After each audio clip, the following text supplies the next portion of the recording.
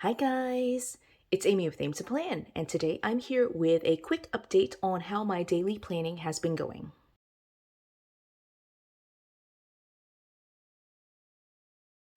So I feel like I've kind of been on and off with videos this year. It has been just kind of a busy start to the beginning of the year with 2023, starting back at work, having a newborn at home, and just all the things. I just have, like recorded as I could, but also, just prioritize having my family and getting back into the routine of work. But with that being said, I did want to hop on and just kind of discuss, now that we're kind of wrapping up the last like week, I guess is the last week. It's the last week of January, so the first month of the year. Just kind of wanted to talk to you about what my daily planning has looked like and talk to you about some of the changes that will be happening with this particular system. So if you have been with me for a while, you know that I do really actually truly love daily planning. It is one of those things that is just super functional for me. I do try to like make it pretty and like keep it neat and clean, but also like it's where I forgive myself and allow myself to be like super messy and just, write things down in like the not neat handwriting, all those types of things. And so if you're interested in seeing some of those videos, I'll link my playlist for my flip throughs, my functional planner flip throughs, and it has a good chunk of like daily planning in there. But with that being said, so this is my current setup for my daily planner. It is set up right now in a big size happy planner, so a letter size happy planner cover. It's a cover that I flipped inside out. So the cover itself looks like this. Right, so it looks like this, and you can see it's like a well-loved cover. I don't know, actually, I don't know if you can see it with the glare and everything, but it is a well-loved cover. I just love this cover. I do flip it inside out just because I just think that this is just not as like in your face with the black, but I like both sides of it. But I have it right now set up with this on like just random silver classic size discs that I have. I do need to change this out because I'm thinking like, since again, now that we finished the first month, I do enjoy doing the daily planning, and I don't like the look of it together. I was just doing this temporarily, but I will change this out when I move into February. My February setup video will come up in the next couple of days, and so I'll change it out. But this will change, but for right now it's set up like this. What ended up happening, or like what I've been doing, is using these pages that I've got, and so these are like tool letter size pages. These pages are outdated. You can see here it's like March 2020, but these pages are ones that I've been trying to use up. I am focusing on using up my stash and not purchasing a ton of planner supplies. I am being a little bit more forgiving for myself of like buying like planner accessories, which has always been the case. Like, I'm fine with buying stickers and things like that, but trying not to buy so many planners, just because I have so many planners that I can easily redate and just use them. I find redating to be like an enjoyable process, so I really just need to use my supplies.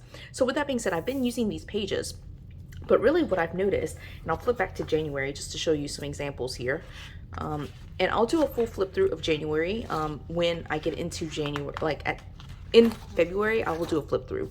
But one of the things that I have noticed is that with the way my new routine is and like the new schedule that we've had, there are several days that I just completely skip it. And so what I've noticed is really with my work schedule and with my like life schedule, my mom life schedule right now, Tuesdays, Wednesdays, and Thursdays tend to be like those days that are just like focused on routine. I get up, I get the kids ready, I drop them off, I go to work. I have a work planner, a separate work planner, and so I take all my work notes, and then I move into like basically my afternoon routine where I pick up the kids. I get the kids, ready, like do all the afternoon routine, mom life type stuff, do dinner, bedtime routines, all that type of stuff. So I really don't need a daily planner for Tuesdays, Wednesdays, and Thursdays, because those are the days that I work, and those are the days where I basically go from dropping the kids off to work to picking the kids up and then doing all the home mom stuff. So I think what will work the best for me is moving forward and starting basically like today is, I'm recording this on the 26th, and it will start basically tomorrow, the 27th, which is a Friday. So starting on Friday, and I know it says Monday, but it's like Friday, January 27th. So starting tomorrow on the 27th, what I will do is just move into, and going into February, I'll move into basically only using daily pages for Fridays, Saturdays, Sundays, and Mondays. So those 4 days are days where I do work, but I don't have to like go into the office. I don't have to worry about pickup or drop off of the kids, unless like something changes and I have to go into the office. But I can work from home for those 4 days. So the Fridays, Saturdays, Sundays, and Mondays. And I know I said that kind of weird, but basically I consider that like my weekend block, and then Tuesdays, Wednesdays, and Thursdays are like my weekday blocks that I'm going into the office. So I'm going to focus on like just making daily pages for Fridays through Mondays. And so what will happen then is, because that's like a 4-day period, and like these are like daily pages on like one page, as you can see here. What I'm gonna do is probably switch it around and find pages that match up with what I'm trying to do here. So just as an example, this one is January 27th. I just ignore like the Monday and the 2020 and like all these dates right here. So this will work out to where it's like, this is gonna be Friday the 27th, and I'll just like redate all of that. Then this will be Saturday, this will be Sunday, January 29th, and then this will be Monday, January the 30th. And so these are like, you can see back-to-back pages, and that works.